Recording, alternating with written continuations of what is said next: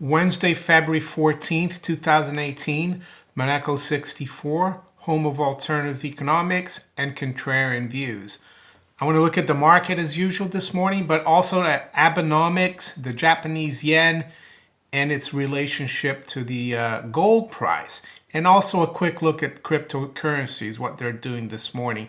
So it's around quarter to 8 a.m. London time. I'll start out with the markets here. Spot gold has broken out of a level that I was talking about yesterday. They're 1330. We've broken out of a downward channel. It's at 1332.20. The high's been 1337 overnight, so we're up about 3 right now. Silver 1658, up about 2 cents. We're down from the highs of 1670, and the low has been 1651. The Dow is up 184 points, or 0.75% at 24,822. S&P up 14, or 0.5% at 2676.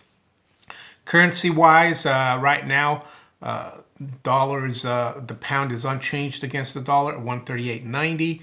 The euro slightly higher at 123.66, up 15 pips. But the big move overnight has been the weakness in the dollar yen. We are at 107.43. The low, though, excuse me, has been 106.83. And right now we've rebounded in the dollar. We're at 107.40, so only down 1/3%. But earlier on, the yen was a lot weaker. And that's what I want to talk about before I go into the cryptos.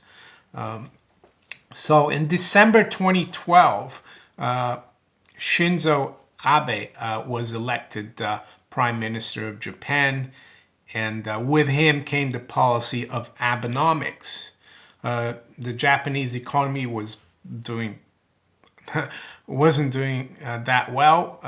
Well, not surprising, it hasn't been doing well since the late 80s. We've had 2 lost decades, count the third.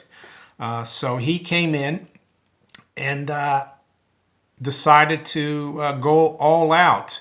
And what does that mean, all out? Well, it was a combination of monetary policy, fiscal policy, and economic growth strategies to encourage private investment. According to Wikipedia, it was a policy of targeting a 2% annual rate of inflation and correcting the excessive appreciation of the yen, and setting negative interest rates, radical quantitative easing, expansion of public investment, buying operations of construction bonds by the BOJ, and revision of the Bank of Japan Act. So they've been buying bonds, stocks, ETFs ever since then. When was the policy implemented? Well, it was the quantitative easing was implemented on the 4th of April. So according to Wikipedia, it says here, on the 4th of April 2013, the BOJ announced its quantitative easing program, where it would buy 60 to 70 trillion bonds a year. That's in yen, so that's about 60. Right now, it's about 60 to 70 billion dollars. Back then, it was a bit more because the yen was stronger. And then on October 31st, 2014, BOJ announced expansion of its bond buying program to now buy 80 billion a year. 80 trillion, I'm sorry. So what happened to the dollar versus the yen, and what happened to gold during those periods? Well, let's go look first at the dollar yen. You see, the dollar had dropped below 80 against the yen. So with $1, you could only buy 80 yen.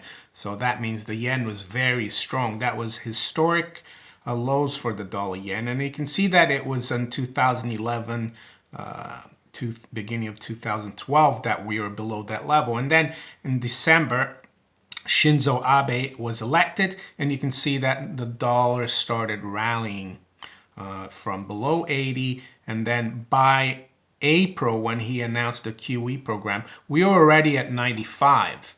And then after that, the dollar rallied for the next 2.5 years until it made a top in June of 2015, sorry, at 125.85. So the dollar appreciated from 75 yen there at the low in 2011 to a high of almost 126 yen. So that's a big appreciation. Ever since then, the dollar has topped, as you can see there. The effect of the Abenomics is wearing off. But look what it did to gold. Let's bring the gold chart back 2011 when we made that high above 1900. And then 2012, a lot of people say, oh, since 2011, gold has done nothing. But they forget that up until April of 2013, when the Japanese started their massive QE program, gold was still around 1600, 1700 there in the beginning of 2013. So yeah, maybe the people that had chased gold to the top, from 1600 to 1900 in 2011, they were kind of losing a bit of money, but it wasn't bad. So after the announcement, and you can see on the chart exactly there, and I'm sure a lot of the insiders at the BIS, at the big central banks, they knew what the Bank of Japan was going to do. So they front ran the Bank of Japan, and you can see that gold started dropping, let's say here, in February of 2013. It dropped in, let's say, middle of February, we're below 1600, then we rebounded. And then in the beginning of April, from 1600, we had a massive drop right after that QE announcement, when the whole market got to know what was going to happen. And the how can I say, the shock and awe of the new Japanese policy of Abenomics hit the market. Gold dropped from 1600 in April all the way down to below 1200 by June. So that was a huge, that's what, has led to this consolidation that's lasted, I would say, since the middle of 2013, because the drop was from April to June 2013. So it's lasted 1, 2, 3, 4, just over 4.5 years. This gut-wrenching, bottom in gold and silver.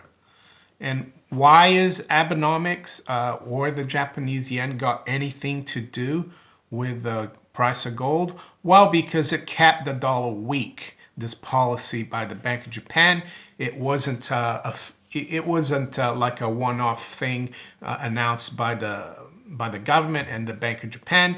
It was policy. As long as Abe was going to be in power, they implemented these policies. They're going to keep the yen as weak as possible, rates at zero or negative in Japan.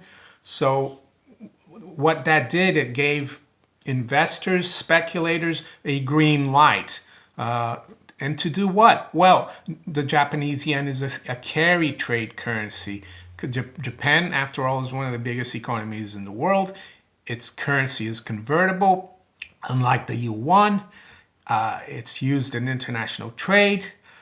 Japan is a big exporter. So what happened is speculators, investors started borrowing yen, which means they sold the yen and bought the dollar. And why would they do that so in such a big way? Well, because they knew that the yen was going to be kept weak by the Japanese policy. So if you borrow in a currency that weakens, that's a good thing, because you can pay back your loan in more cheaply. And there's no interest rate as well when you're borrowing yen. So you take those yen, sell them, get dollars or euros or Swiss francs or whatever other currency, and you buy assets that return an income or only also go up. And that's what the carry trade is. It's a risk on trade. And that's why it's been so important. And it's also broke the back of the gold market, as you can see. And that's the reason I'm talking about it. Today, we've seen a little bit of the fact that gold has done well overnight because the yen was so strong, where the dollar was so weak. So I'll show you here the chart right now of the Japanese yen, what it's been doing since, let's say, middle of 2016.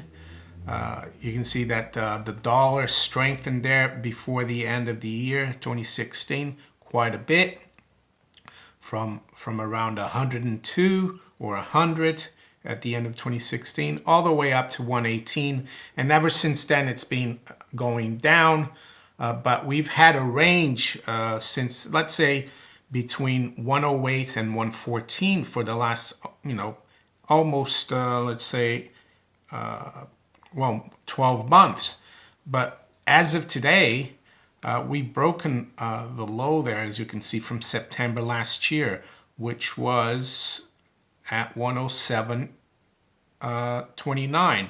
So today, the Japanese yen or the dollar dropped to a low of 106.8 yen. So right now, though, we are rebounding. The dollar is rebounding. That's why gold has come off. But that's a really, that tells me we've broken key support there in the dollar versus the yen. And we could go see the dollar trade back to 100. And that could only help gold. And that could happen even if the dollar stays fairly strong against the pound or sterling. As long as it drops against the yen, we could see gold continue to go up. And even though risk assets like stocks are up today, I think that's a bad signal because, as I said, the yen has been used as a carry trade currency. So earlier today, the Dow was made a low of 24,623, and right now we're at 24,800, almost 20. So we were actually down in the Dow when the yen was making new highs, or the dollar is making new lows below 107 yen. So you can see how important it is. Right now, that has kind of reversed a bit. So that's why it's so important to keep an eye on the yen. I've talked about this several times in my videos. Cryptocurrencies, they've rebounded quite well this morning. Bitcoin is up 4%. Just below 9,000, 8,900. But the big mover has been Litecoin. Litecoin is up 14.5%, according to World Coin Index at 182. The high's been 185. Ethereum up 3.5 at 870, and EOS 9.2 it's up 3.8%. So one thing I would say, cliff high, of course, last year, way before Bitcoin was moving, to 5,000, and when Bitcoin was around 1,000 or even lower, was talking about 13,800 by late February 2018.